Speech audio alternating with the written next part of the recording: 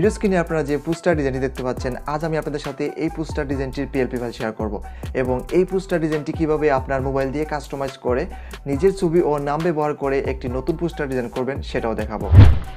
Hello বন্ধুরা, কোনুজ ক্রিয়েশনের সবাইকে স্বাগতম। আমি কোনুজ আছি আপনাদের সাথে। ভিডিওটি ভালো লাগলে একটি লাইক করে দিবেন এবং কমেন্ট করে আপনার মতামত জানাতে ভুলবেন না। আপনি যদি আমার চ্যানেলে নতুন হয়ে থাকেন তাহলে নিচে থাকা লাল বাটনে ক্লিক করে এবং অল সিলেক্ট করে চ্যানেলটি সাবস্ক্রাইব করে দিবেন। আর যদি আপনি একজন ইউটিউবার হয়ে থাকেন অথবা গ্রাফিক ডিজাইন লাভার হয়ে থাকেন তাহলে কোনুজ ক্রিয়েশন সাপোর্টস নামে আমাদের ফেসবুক গ্রুপে জয়েন করবেন। ইউটিউব এবং গ্রাফিক্স ডিজাইন নিয়ে যে কোনো প্রশ্ন থাকলে গ্রুপে পোস্ট করে জানাতে পারেন। সেখানে আমি সহ অনেক দক্ষ মডারেটর রয়েছেন, তারা আপনার প্রশ্নের সমাধান দিয়ে দিবেন। আর যদি আপনারা আমার সাথে সরাসরি কন্ট্যাক্ট করতে চান অথবা সোশ্যাল মিডিয়াতে আমার সাথে কানেক্টেড থাকতে চান তাহলে কোনুজ ক্রিয়েশন নামে আমার ফেসবুক পেজ এবং ইনস্টাগ্রাম আইডিতে আমাকে লাইক এবং ফলো করে রাখবেন। তো আর কথা বাড়াচ্ছি না, চলুন ভিডিওটি শুরু করা যাক।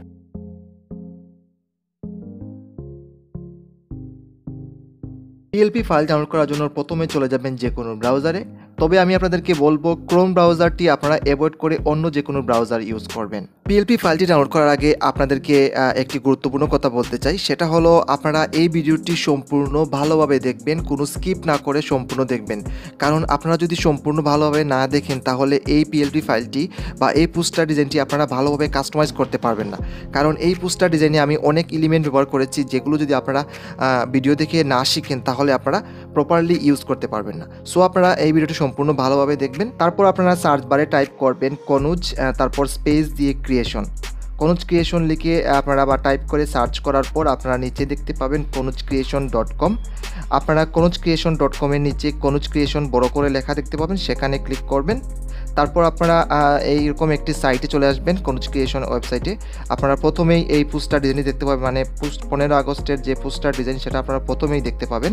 যদি আপনারা প্রথমে না পান তাহলে আপনারা চলে যাবেন সার্চ বারে গিয়ে আপনারা 15 আগস্ট পোস্টার পিএলপি লিখে সার্চ করবেন। তারপর আপনারা এইরকম এই পোস্টার ডিজাইনটি দেখতে পাবেন। পোস্টার ডিজাইনটি দেখার পর আপনারা এর নামের উপরে ক্লিক করবেন। নামের উপরে ক্লিক করার পর আপনারা চলে আসবেন ঠিক এইরকম। আপনারা চলে যাবেন নিচে, স্ক্রল ডাউন করে নিচে চলে যাবেন। আপনারা এখানে এই পোস্টার ডিজাইন সম্পর্কে সকল তথ্য দেখতে পাবেন, আপনারা ইচ্ছা করলে পড়ে নিতে পারেন।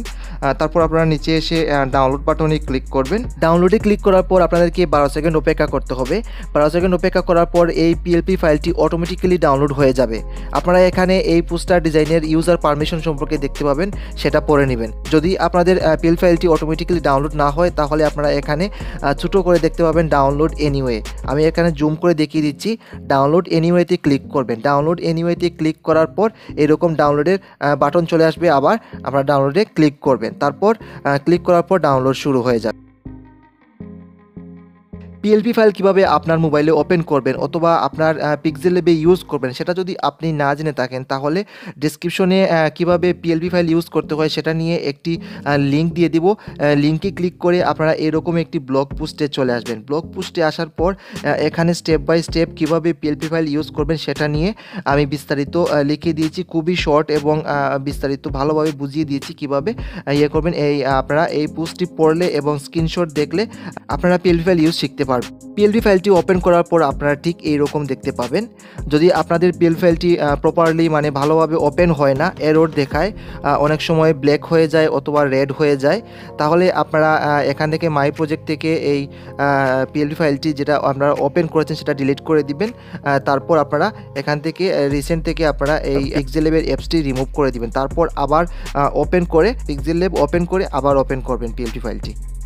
তো এখান থেকে যদি আপনারা সব কিছু পরিবর্তন করতে চান, যদি নাম পরিবর্তন করতে চান তাহলে নাম সিলেক্ট করবেন। তারপর এখান থেকে এই আইকনে ক্লিক করবেন, তারপর এডিটে ক্লিক করবেন। এডিটে ক্লিক করার পর আপনারা এখান থেকে নাম ডিলিট করে ওকে করে দিলে আপনার নাম হয়ে যাবে। তারপর এখান থেকে আপনারা ঠিক এইভাবে অ্যাডজাস্টমেন্ট করে নেবেন। তারপর এখান থেকে আপনারা চাইলে এইরকম ট্যাগলাইনও পরিবর্তন করতে পারবেন। তারপর আপনারা যদি এখান থেকে এই ছবিটা পরিবর্তন করতে চান তাহলে ছবি সিলেক্ট করবেন। সিলেক্ট করার পর এখান থেকে রিসিলেক্টে ক্লিক করে আপনারা গ্যালারি থেকে আপনাদের পছন্দের ছবিটি এখানে নিয়ে আসবেন। আর যদি এখান থেকে এই ছবি পরিবর্তন করতে চান তাহলে ছবিটি সিলেক্ট করবেন। যদি এখান থেকে সিলেক্ট করা না যায় তাহলে এখান থেকে লেয়ার আইকনে ক্লিক করে খুঁজে বার করবেন। তারপর এখান থেকে ঠিক আগের মতো রিসিলেক্টে ক্লিক করে আপনারা ওপেন করে নেবেন।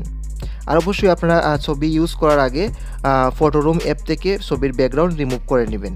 আর এখান থেকে যদি আপনারা এই ছবিগুলো এখান থেকে আলাদাভাবে ইউজ করতে পারবেন না, তাই আপনারা এখান থেকে প্লাস আইকনে ক্লিক করে ফ্রম গ্যালারি থেকে আপনারা আরও অন্য দুটি ছবি এখানে নিয়ে আসবেন। তো ঠিক এইভাবে আপনারা কাস্টমাইজ করে নেবেন। কাস্টমাইজ করার পর আপনারা শেয়ার আইকনে ক্লিক করবেন, তারপর এখান থেকে সেভ টু গ্যালারিতে ক্লিক করবেন। যদি আরও হাই রেজুলেশনে সেভ করতে চান তাহলে এখানে এরো বাটনে ক্লিক করে আলট্রা সিলেক্ট করে সেভ টু গ্যালারিতে ক্লিক করলে সেভ হয়ে যাবে। তো বন্ধুরা, আজকের মতো এখানে বিদায় নিচ্ছি, আবার দেখা হবে অন্য কোনো ভিডিওতে।